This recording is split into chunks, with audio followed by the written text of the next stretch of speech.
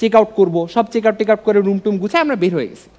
বের হয়ে যাওয়ার পর দেখি আমার বন্ধু কালামানিক মুখ কালো করে একটা চেয়ারে বসে আছে। আমি বললাম কি হয়েছে রে? সে আমার দিকে তাকায় বলে 324 টাকা। 324 টাকা দিয়ে 5 জন কক্সবাজার থেকে চিটাং কেমনে যাব?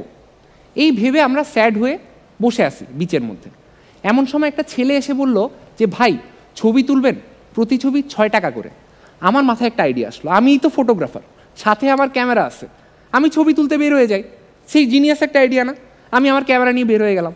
বের হয়ে যাওয়ার পর আমার সাথে রনি ভাই আর ভাবির দেখা হয়েছে।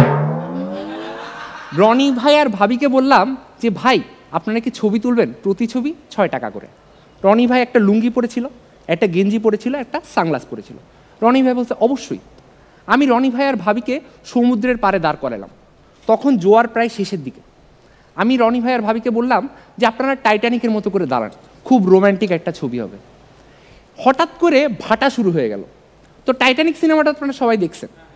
টাইটানিক সিনেমায় সমুদ্র জ্যাককে নিয়ে গেছিল রোজ থেকে, আর ওই দিন কলাতলি বিচে সবার সামনে সমুদ্র জ্যাকের ইজ্জত নিয়ে চলে গেছে।